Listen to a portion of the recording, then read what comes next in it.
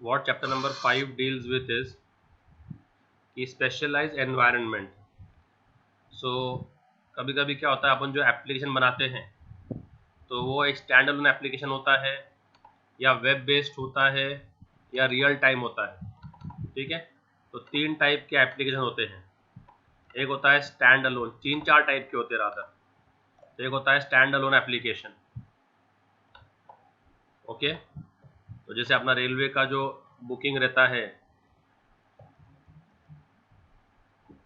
तो एक अपने फॉर्म बना दिए बस और वो फॉर्म पे वो सारा का सारा काम होगा।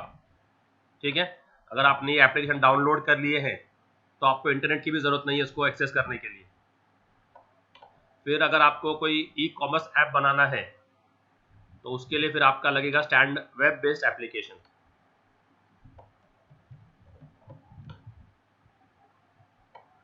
तो वेब बेस्ड एप्लीकेशन लगेगा आपको। ओके, अगर फिर आपने क्लाइंट सर्वर पे करना है तो फिर क्लाइंट सर्वर एप्लीकेशन भी आता है।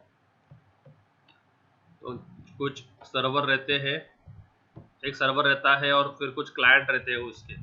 ये सर्वर हो गया और ये क्लाइंट्स है। ये क्लाइंट्स जो है वो नेटवर्क से लिंक होकर एक सर्वर पे जाके ज्वाइन होते हैं, तो उसको बोलते हैं क्लाइंट सर्वर आर्किटेक्चर।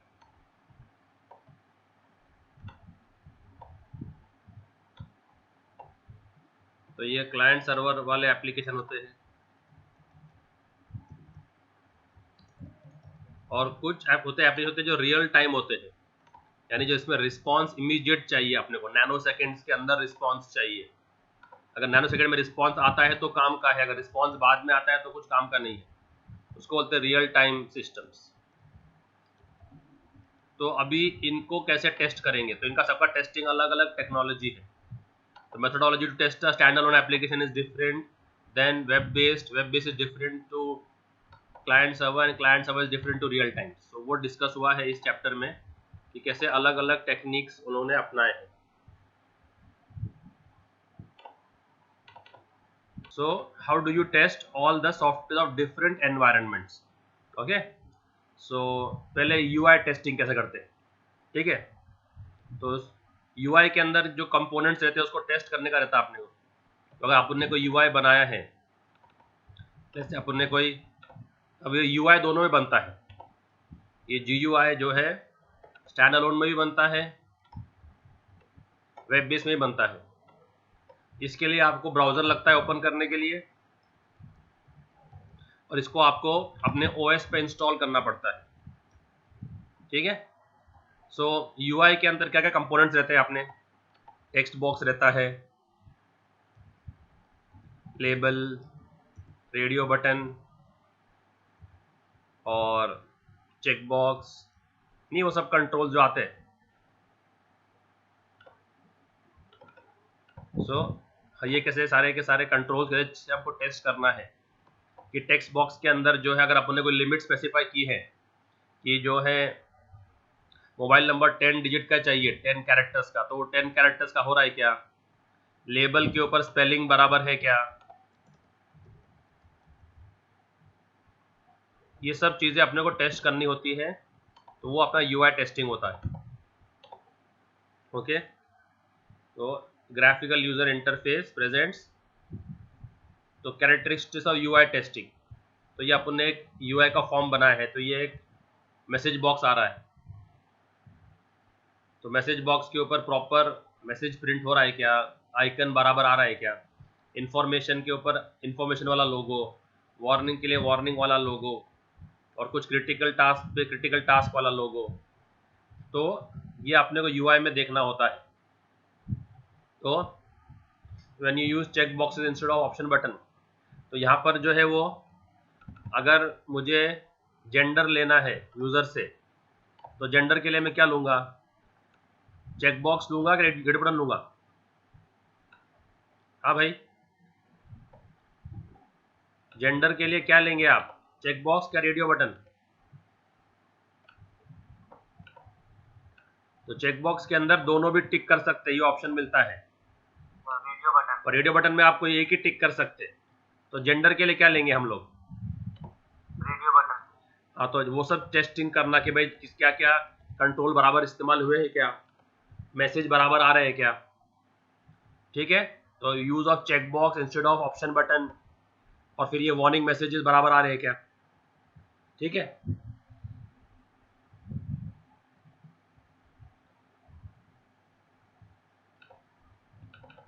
सो इंट्यूटिव क्या है कि भाई ये जो आपका यूआई है ये प्रॉपर है क्या, ऐसा तो नहीं आपने बहुत सारे कंट्रोल्स एक साथ लगा दिए तो बहुत क्लटर कर दिया, बहुत उसको घिचमिच कर दिया। तो सिंपल रखो उसको, पूरा ऑर्गेनाइज, यूआई तुम्हारा पूरा ऑर्गेनाइज्ड है क्या, ये सब चीजें चेक करते हैं अपन उसके अंदर, यूआई के अंदर। तो फर्स्ट थिंग फर्स्ट क्या चेक करते हैं कि प्रॉपर कंट्रोल्स यूज हुए हैं क्या, दूसरा प्रॉपर ऑर्गेनाइज हुए हैं क्या कंट्रोल्स, ठीक है। और कंसिस्टेंट, कंसिस्टेंट मतलब क्या है, जो बाकी इस जैसे सॉफ्टवेयर है, जैसे अगर आपने कोई नोटपैड बनाया है तो नोटपैड जैसा सॉफ्टवेयर वर्ड वर्ड भी है, एमएस वर्ड भी है। तो एमएस वर्ड के अंदर जैसे उन्होंने चीजें की है कंसिस्टेंटली, वैसे आप भी कर रहे हैं क्या। तो सर्च के अंदर अक्सर फाइंड रखते हैं अपन, तो जो कंसिस्टेंसी मेंटेन्ड है क्या आपका सॉफ्टवेयर का। देखो इसने क्या करा है, नोटपैड को कंपेयर किया है वर्ड से, ठीक है। तो यहां पर इसने क्या करा, सर्च के अंदर फाइंड डाल दिया, और वर्ड पैड ने क्या किया हुआ है, एडिट के अंदर फाइंड डाला है, ओके। तो अगर कोई वर्ड पैड यूज करने का बंदा हैबिचुएटेड है तो वो फाइंड के लिए हमेशा एडिट में जाएगा, और आपने उसको अलग जगह कर दिया, तो ये कंसिस्टेंसी मेंटेन नहीं हो रही है। तो जैसे अभी जो अपने ई कॉमर्स वेबसाइट्स है, ठीक है ना, तो अक्सर आप देखते हैं वेबसाइट्स में सब में शॉपिंग का तरीका सेम ही है, कि आप प्रोडक्ट को आपको ब्राउज करना है, कार्ट में ऐड करना है। तो अगर आपने कुछ दूसरे तरीके से कर दिया जो कि इनकंसिस्टेंट है और कॉम्प्लिकेट कर रहा है उसको शॉपिंग के एक्सपीरियंस को, तो वो अच्छा यूआई नहीं रहेगा, okay. So keep the consistency maintained, ठीक है, ताकि कस्टमर फ्रस्ट्रेट ना हो आपका, फिर वो दूसरा दूसरा कोई सॉफ्टवेयर यूज कर लेगा फिर, ठीक है। तो उसके लिए क्या बोलते हैं कि ओके और कैंसिल बटन रखो हर फॉर्म के ऊपर। तो अगर जैसे आप ऑप्शन देते हैं उसको अपन वी वांट टू प्रोसीड, उसके बाद में वो अपन कंफर्मेशन लेते हैं उससे। अगर वो कोई प्रोडक्ट को डिलीट कर रहा है और पूरे डायरेक्ट डिलीट कर दिए, तो डिलीट के ऊपर हर बंदा जो है वो लेता है confirmation, are you sure you want to delete. तो ये हर सॉफ्टवेयर कंफर्मेशन लेता है, जैसे आपका सॉफ्टवेयर भी कंफर्मेशन लेना चाहिए डिलीट से पहले। तो उसको ये बटन देने का ओके और कैंसिल, तो अगर वो ओके बोले तो डिलीट कर दो, और कैंसिल करे मतलब उसने गलती से दबाया था। तो ये कंसिस्टेंसी होना चाहिए, फ्लेक्सिबिलिटी होना चाहिए, आपने कस्टमर को ऑप्शन देना कस्टमर को जितने ऑप्शंस देंगे चूज करने के लिए, आपका सॉफ्टवेयर उतना फ्लेक्सिबल बनेगा। तो आपका यूआई फ्लेक्सिबल होना चाहिए। जैसे उन्होंने उसमें एग्जांपल लिया है कि अगर मैंने कैलकुलेटर ओपन किया मेरे मोबाइल का, तो सिंपल कैलकुलेटर खुलेगा, बट अगर मुझे कुछ मैथमेटिकल डीप में कुछ करना है, मुझे कुछ लॉग निकालना है या पावर साइन यूज करना है, तो फिर मेरे पास साइंटिफिक कैलकुलेटर का ऑप्शन होना चाहिए। देखो ऐसा, तो ये सिंपल कैलसी है, और फ्लेक्सिबल रहा तो आप अपना साइंटिफिक कैलसी भी लगा सकते हैं उसके अंदर। और तुम्हारा जो UI should be comfortable, should be easy, ठीक है तो ये सब चीजें हैं जो अपन एक गुड, एक अच्छा यूआई में क्या होना चाहिए, वो सब फीचर्स उन्होंने बताए हैं।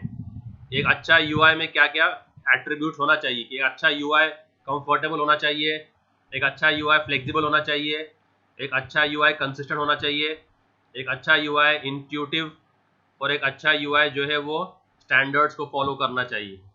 ये सब characteristics of a good UI है। तो इसमें से 5-6 पॉइंट्स याद कर लेने का, और जो भी सवाल आए उसमें से ये टाइम टू टाइम डालते रहने का। तो ये पूरा थ्योरेटिकल सब्जेक्ट है। एक अच्छा यूआई करेक्ट होना चाहिए, ठीक है। मोबाइल मोबाइल नंबर आपने मांगा है तो मोबाइल की स्पेलिंग करेक्ट होना चाहिए, जो भी लेआउट है वो लेआउट करेक्ट होना चाहिए, मोबाइल नंबर के बाजू में मोबाइल नंबर का टेक्स्ट बॉक्स चाहिए, तो करेक्ट होना चाहिए आपका।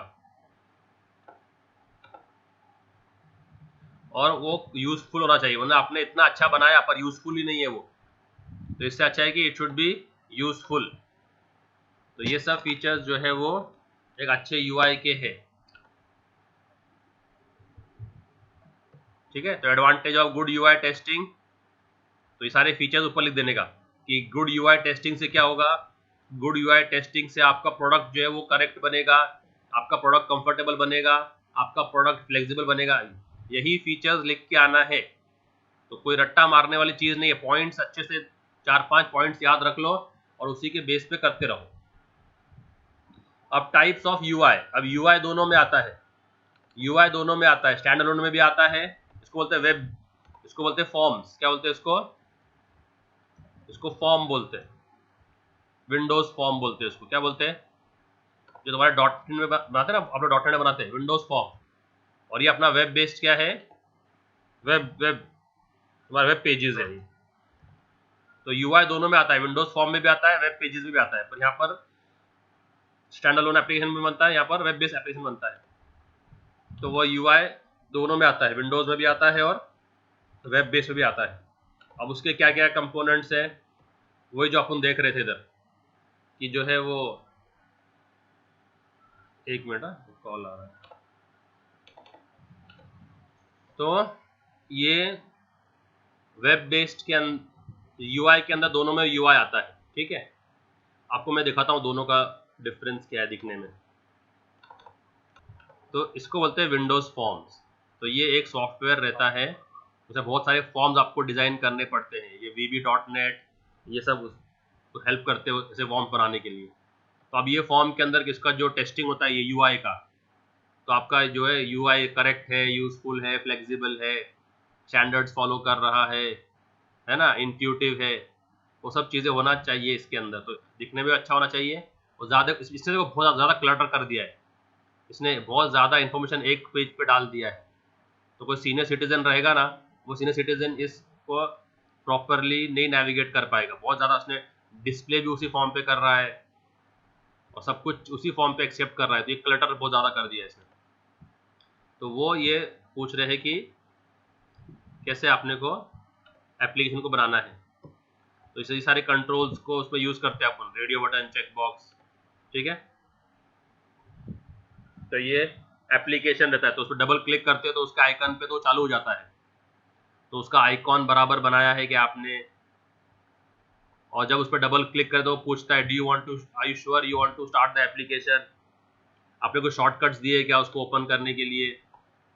ठीक है, और फिर अलग अलग विंडोज, उसमें बहुत सारे विंडोज बनते हैं एक एप्लीकेशन में, बहुत सारे विंडोज। ये एक विंडो है, इसको एक फॉर्म को एक विंडो बोलते हैं। तो ऐसे कितने आपने विंडोज बनाए हैं। तो ये ले दे के वही है, घूम फिर के वापस वही चीज़ आ रही है। ठीक है, ये टेक्स्ट बॉक्सेस, रेडियो बटन आपने बनाए हैं क्या। वेब बेस्ड में क्या होता है, ये सब चीज़ें इंटरनेट के वेब ब्राउजर में डिज़ाइन करते हैं हम लोग HTML CSS के थ्रू। तो HTML यूज़ करते हैं उसके लिए।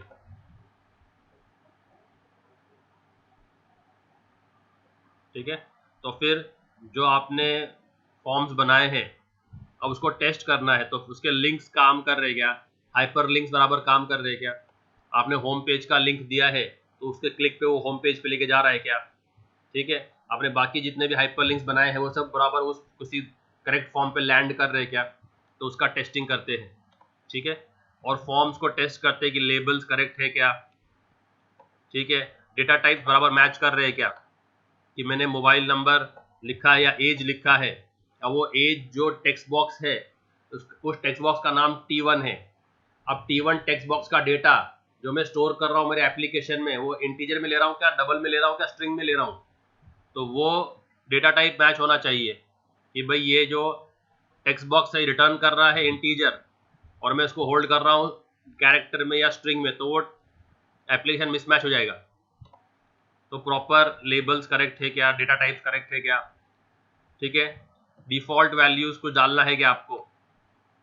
ठीक है, और बैक एरो, ये सब चीज़ें जो होती है ना, नॉर्मल जो बेसिक चीज़ें रहती हैं, go to next page, go to previous page, go to home page, ये सब अपने बराबर काम कर रहे हैं क्या। ठीक है, और क्लाइंट साइड स्क्रिप्टिंग क्या है, वहाँ जावास्क्रिप्ट, क्लाइंट साइड स्क्रिप्टिंग क्या है, जावास्क्रिप्ट है, तो उसके अंदर वैलिडेशन यूज कर लेते हैं अपन, ठीक है।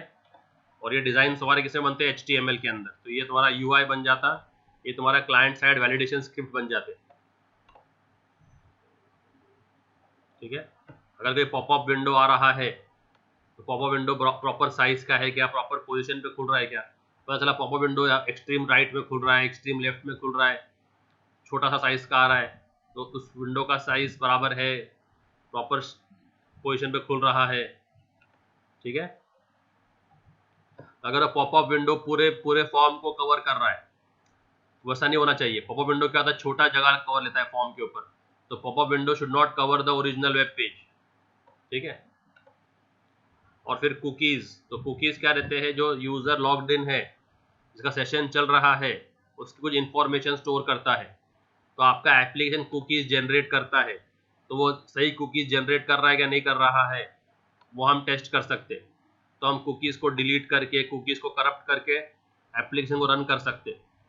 तो अगर वो कुकी को हमने करप्ट कर दिया तो एरर थ्रो करना चाहिए उसमें, तो ये सब चीज़ें वो टेस्ट करता है, ओके।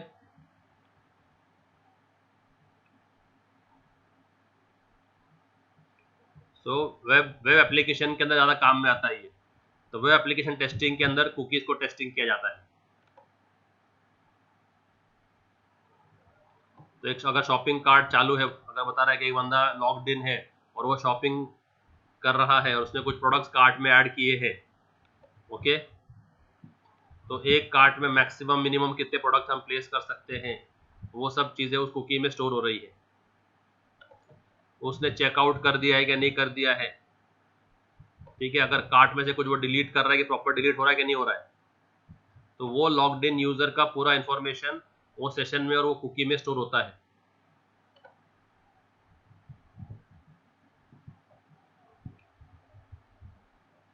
ठीक है। तो ये GUI का चेक लिस्ट बता रहा है कि एक अच्छा GUI में क्या क्या होना चाहिए, ठीक है। तो वो बोल रहा है कि बैकग्राउंड कलर अच्छा होना चाहिए, फॉन्ट अच्छे होना चाहिए,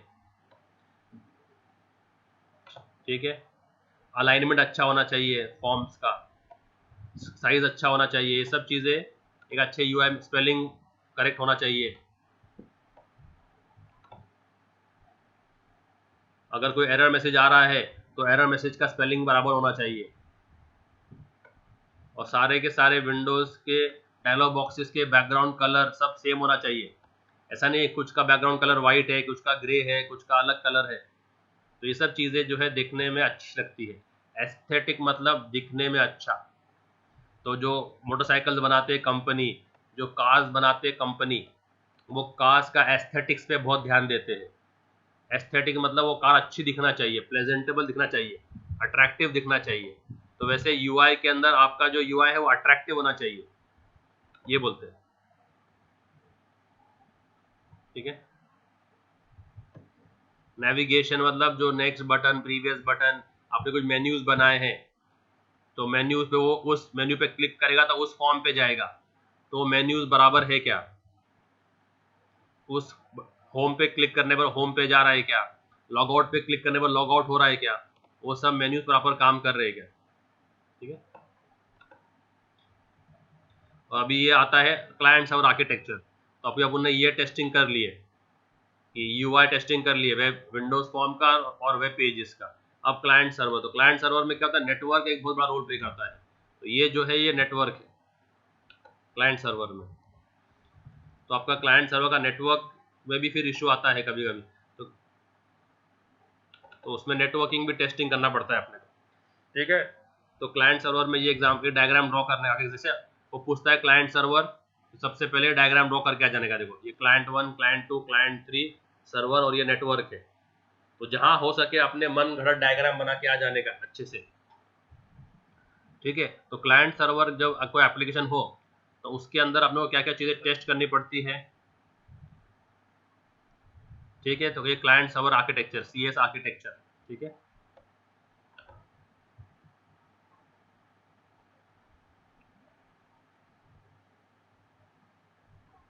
तो इसमें दो मेन कंपोनेंट होते हैं, एक तो ये है कि सर्वर जो है वो कितना लोड ले सकता है, ठीक है, तो सर्वर पे लोड बढ़ते जा रहा है, नंबर ऑफ क्लाइंट्स इंक्रीज होते जा रहे हैं।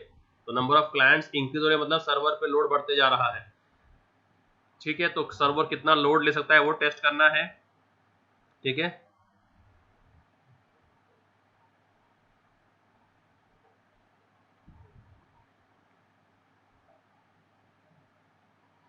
और जो वेब एप्लीकेशन है, जो यूआई है वो होगा क्लाइंट के ऊपर। तो क्लाइंट के ऊपर यूआई प्रॉपर एग्जीक्यूट हो रहा है क्या वो टेस्ट करना है, और सर्वर कितना लोड ले रहा है वो टेस्ट करना है। तो ये क्लाइंट है, तो सारा का सारा यूआई इधर है, इंटरफेस इधर है।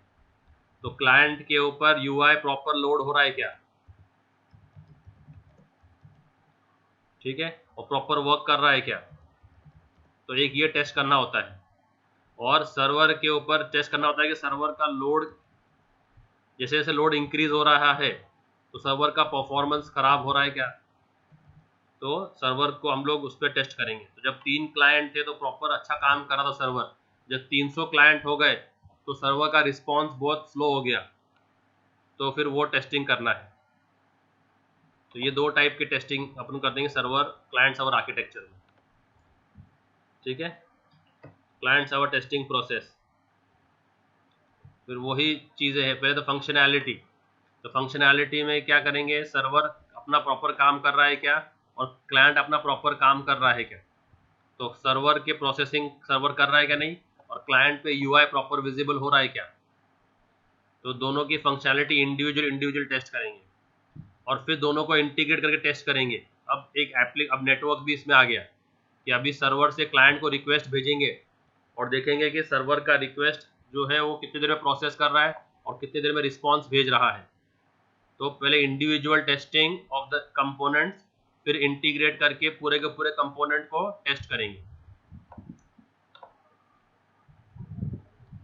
Then we will take for the performance, कि अभी ये क्लाइंट सर्वर का परफॉर्मेंस कितना अच्छा है, रिस्पॉन्स टाइम कितना अच्छा आ रहा है, कितने मिली सेकेंड्स के अंदर वो रिस्पॉन्ड कर रहा है, और कितने ट्रांजैक्शन वो एग्जीक्यूट कर पा रहा है।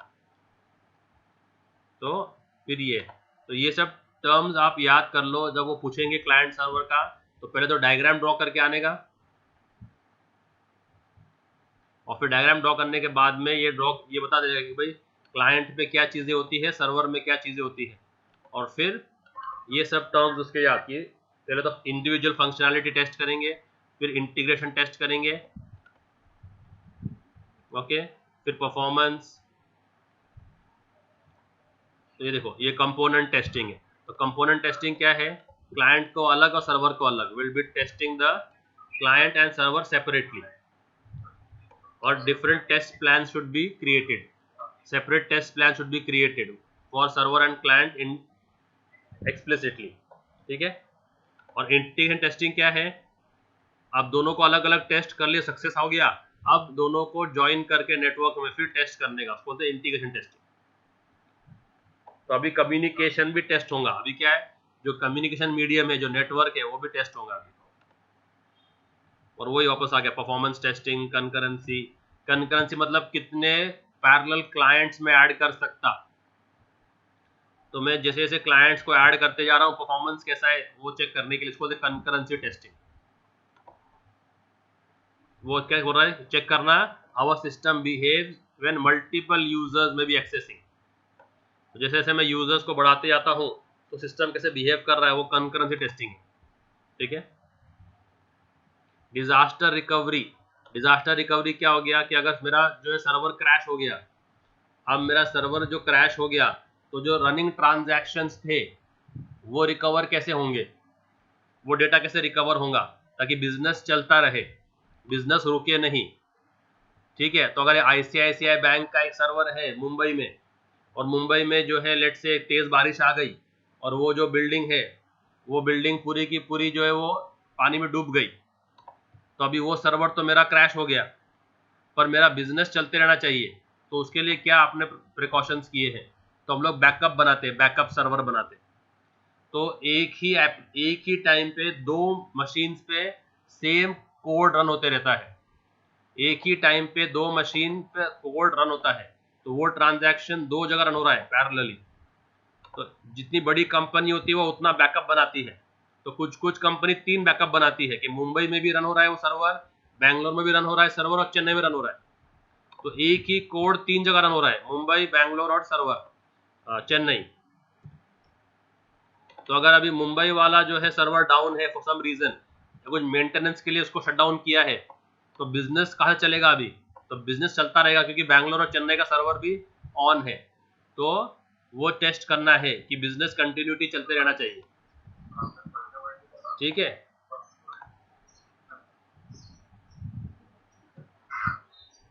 टेस्टिंग फॉर एक्सटेंडेड पीरियड्स, कि आपका सर्वर जो है वो ऑन रखो सर्वर को, और सर्वर को 1 घंटा 2 घंटा हफ्ता है ना पूरा दिन ऑन रखो, और फिर टेस्ट करो, देखो कि सर्वर का परफॉर्मेंस कैसा है। कि the server is running for 24 hours 7 days a week, तो कंटिन्यूस लॉन्ग टाइम के लिए उस सर्वर को रन करके देखो कि परफॉर्मेंस कैसा दे रहा है वो। ठीक है, और कंपैटिबिलिटी चेक करो कि भाई जो हार्डवेयर है, क्लाइंट का हार्डवेयर और सर्वर का हार्डवेयर मैच हो रहा है क्या। ठीक है, और ये वेब बेस्ड टेस्टिंग ये अपन ने भी किए हैं, यूआई टेस्टिंग सेम वही है। घूम फिर के वापस वो आ गया फंक्शनलिटी टेस्टिंग, लिंक्स सारे काम कर रहे हैं क्या, तुम्हारे हाइपर लिंक्स काम कर रहे हैं क्या, अगर आपने कोई मेल का लिंक लिखा है तो मेल बराबर जा रहा है क्या, वो वापस वेब का वापस वही आ गया, सेम चीज़ें घूम फिर के सारी वापस कुकीज टेस्टिंग आ गई। नेविगेशन वाला जो है ना तुम्हारे वेब पेजेस के अंदर मेन्यूज सब काम कर रहे हैं क्या, अगेन अगेन। और ये तो अपन देखा ना कंटेंट टेस्टिंग, स्पेलिंग बराबर है क्या, कोई लिंक तो ऐसा नहीं कि लिंक हाइपर लिंक दे दी और वो हाइपर लिंक वो जो पेज पे लिंक कर रही है वो पेज ही नहीं है, तो उसको बोलते हैं ब्रोक, है ना, हाइपर लिंक ब्रोकन तो नहीं है। कोई इमेज आपने अपलोड किया और वो इमेज ही नहीं है, या वो इमेज आपने डिलीट कर दिया हार्ड डिस्क से, अभी वो दिख नहीं रहा है, तो ब्रोकन इमेज। कभी कभी हम लोग IMG टैग में एक इमेज दे देते हैं, अब वो इमेज अगर हमने बैकएंड में डिलीट कर दिया, हार्ड डिस्क से आके डिलीट कर दिया, तो वो इमेज दिखता नहीं है वेब सामने पर, तो उसको ब्रोकन इमेज बोलते हैं। तो ऐसे कुछ इमेजेस तो नहीं आ रहे, आपका सारा कंटेंट समझ में आना चाहिए, लेजिबल। व्हाट इज लेजिबल होता है, हैंड राइटिंग लेजिबल नहीं है, मतलब क्या लिखा हुआ है कुछ समझ में नहीं आ रहा, तो इतने बारीक बारीक आपने लेबल्स बनाए हैं कि समझ में नहीं आ रहा कि क्या लिखा है, तो लेजिबल भी नहीं है, इजी टू अंडरस्टैंड। तो ये सब बेसिक बेसिक चीज़ें हैं। Try avoid black dark colours, dark colour dark theme avoid करो, वो से चुभती है आंखों में। तो ये वेब बेस के लिए ये सब चीज़ें हैं। ठीक है, तो अभी कंपैटिबिलिटी टेस्टिंग कर रहे हैं कि आपका वो वेबसाइट है, अगर कुछ कुछ ब्राउजर में चल रहा है, कुछ कुछ ब्राउजर में नहीं चल रहा है, तो ऐसे पता चला मोजिला में चल रहा है, क्रोम में चल रहा है, ओपेरा में नहीं चल रहा है, तो देखना पड़ेगा कि आपका जो वेबसाइट है should work on all the browsers, तो ब्राउजर कंपैटिबिलिटी टेस्टिंग। ओके, इसको बोलते हैं रिस्पॉन्सिव वेबसाइट बनाना। तो रिस्पॉन्सिव वेबसाइट क्या होता है कि अगर मैंने वेबसाइट ओपन किया ब्राउजर में तो ब्राउजर की तरह खुलेगी, और वही मैंने ओपन किया मोबाइल में तो मोबाइल की तरह खुलेगी वो, तो कुछ कुछ टैब जो है वो श्रिंक हो जाएंगे, तो उसको बोलते हैं रिस्पॉन्सिव वेबसाइट। तो test whether your website is responsive, कि वो ब्राउजर में प्रॉपर ओपन हो रही है।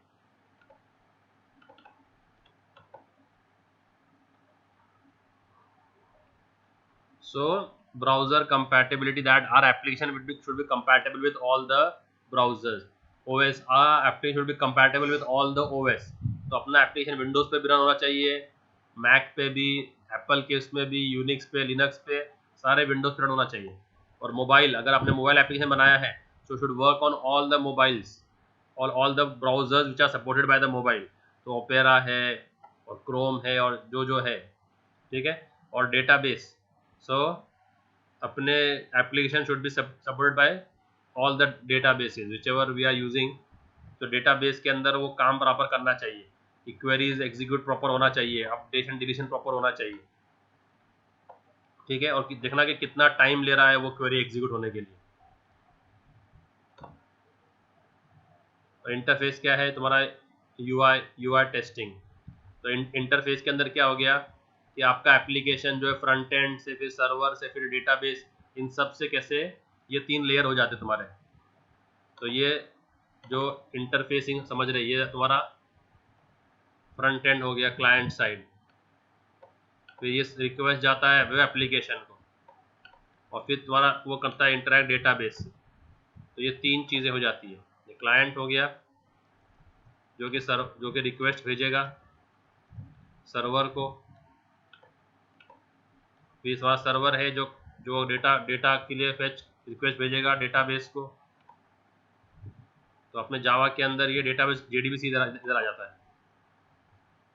तो ये सब कंपोनेंट्स का इंटीग्रेशन प्रॉपर काम कर रहा है क्या, ये बता रहा है वो इंटरफेस के अंदर की web server, application server, database server आपस में सब प्रॉपरली कम्युनिकेट कर रहे हैं और डेटा प्रॉपरली फ्लो हो रहा है क्या, ये सब। तो web server request proper process कर रहा है क्या, database server proper data send और रिसीव कर रहा है क्या, ठीक है। So these are more or less the same thing which is coming up again and again. Performance testing, वही नंबर ऑफ यूजर्स इंक्रीज करने के बाद, ट्रैफिक इंक्रीज करने के बाद में आपका रिस्पांस कैसे आता है। अगर हम ट्रैफिक नंबर ऑफ यूजर्स को इंक्रीज कर दे तो आपका एप्लीकेशन कैसे परफॉर्म करता है, ठीक है। सिस्टम आपका क्रैश तो नहीं हो जाता अगर बहुत ज़्यादा ट्रैफिक बढ़ जाए तो लोड टेस्टिंग करने के लिए उसका देखते हैं परफॉर्मेंस टेस्टिंग, ठीक है। और सिक्योरिटी टेस्टिंग क्या है कि यूज़र जो डेटा दे रहा है वो कहीं तो को लीक तो नहीं हो रहा है। तो अगर अपन गेट रिक्वेस्ट यूज़ करते हैं तो गेट रिक्वेस्ट में डेटा दिखता है तुम्हारे URL के अंदर, तो वहाँ से डेटा लीक हो सकता है।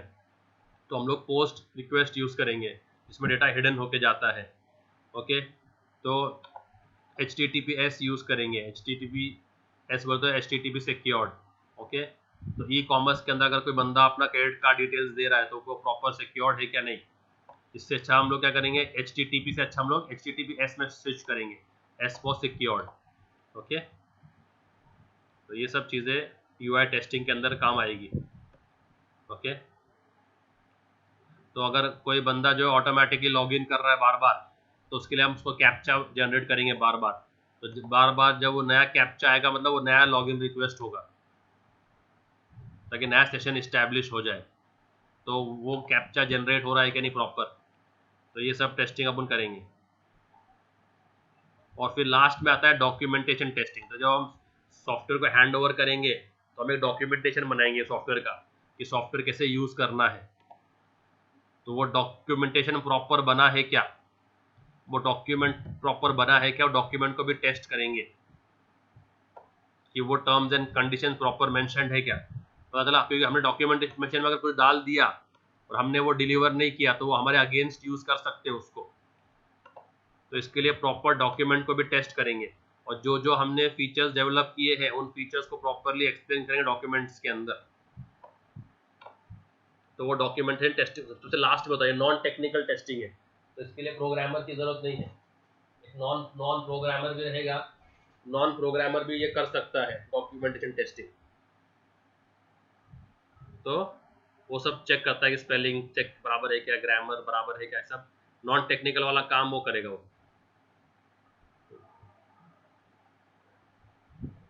ठीक है। तो ये डॉक्यूमेंटेशन, तो यूज़र डॉक्यूमेंटेशन टेस्टिंग। तो जो हम डॉक्यूमेंट सप्लाई करेंगे सॉफ्टवेयर के साथ में, वो डॉक्यूमेंट में कोई इशू तो नहीं है, उसका काम है ये डॉक्यूमेंटेशन टेस्टिंग करना।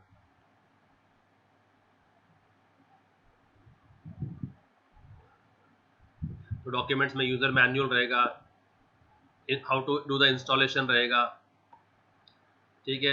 अगर आपको कोई हेल्प चाहिए कोई टॉपिक के अंदर तो वो हेल्प मी रीड मी फाइल्स रहते हैं, सॉफ्टवेयर के रिलीज नोट्स रहते हैं, वो सब चीज़ें उस डॉक्यूमेंट के अंदर रहती है।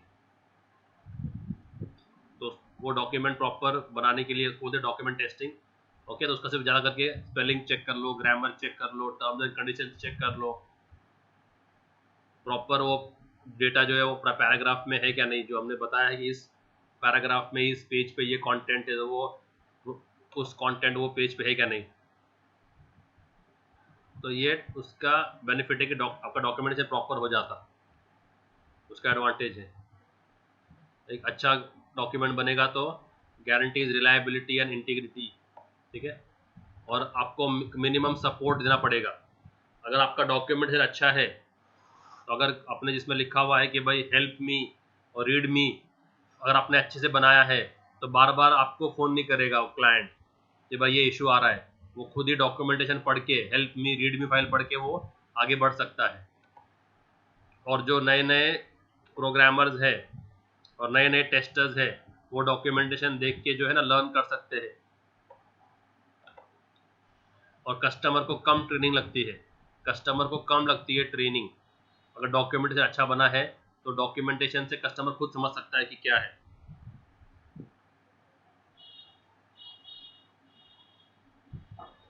और लास्ट में आता है रियल टाइम सिस्टम। तो लास्ट में क्या आता है हमारा रियल टाइम सिस्टम्स। तो रियल टाइम सिस्टम वो सिस्टम होते हैं जिसका रिस्पॉन्स टाइम बहुत फास्ट होता है, यानी आपको जो रिस्पॉन्स देना है वो नैनो सेकेंड में देना है, नैनो सेकेंड्स में। ठीक है, तो अगर कोई समझो एयर ट्रैफिक है, अगर कोई एयर ट्रैफिक है, जैसे कोई एयरपोर्ट के ऊपर बंदा रहता है जो एयर ट्रैफिक मेंटेन करता है, तो अगर कोई एयरक्राफ्ट को लैंड करना है और वो एयर ट्रैफिक को सिग्नल भेजता है कि मैं लैंडिंग के लिए परमिशन दो, तो वो ऐसा नहीं बोलेगा कि okay let me process your request and then respond. वो वहां से सिग्नल जो जाएंगे वो रियल टाइम में सिग्नल जाएंगे कि भाई करंट जो वेदर कंडीशन है और करंट जो रनवे का कंडीशन है वो उसको तुरंत इमीडिएट रिस्पॉन्ड करना पड़ेगा, क्योंकि ये ऐसी चीजें हैं कि इसमें डिले नहीं एक्सपेक्ट कर सकते आप। तो ऐसा जो सिस्टम रहता है जिसमें रियल टाइम का डेटा जा रहा है, जैसे कोई लाइव मैच चल रहा है, लाइव क्रिकेट मैच चल रहा है, तो लाइव क्रिकेट मैच जो है वो रियल टाइम का डेटा आपने को भेज रहा है। एक होती है मूवीज, मूवीज क्या होती है, रिकॉर्डेड रहती है कि ये सीन जो है वो 3 महीने पहले शूट हो चुका है जो अभी हम देख रहे हैं। पर लाइव जो मैच चल रहा है वो रियल टाइम का डेटा भेज रहा है अपने को, जो अभी करंट में रियल में वर्ल्ड में ऑपरेट चल रहा है। तो ऐसे एप्लीकेशन अगर आपको बनाने हैं जिसमें रियल टाइम पे डेटा चल रहा है तो उसमें रिस्पॉन्स टाइम बहुत फास्ट चाहिए।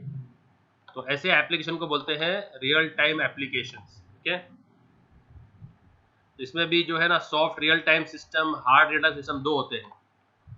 इसमें भी दो टाइप के सिस्टम्स होते हैं, सॉफ्ट रियल टाइम सिस्टम और hard real time systems. Okay, तो रियल टाइम में भी क्या होते हैं, सॉफ्ट रियल टाइम और हार्ड रियल टाइम। तो ये जो एयरक्राफ्ट वाला ये हार्ड रियल टाइम है कि इसमें तो आपको डेटा नैनो सेकेंड्स के अंदर वेरी होते रहता है वो डेटा।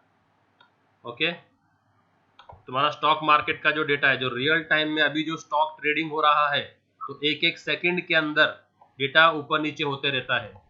तो ऐसे जो एप्लीकेशन होते हैं ना वो रियल टाइम पे काम करते हैं।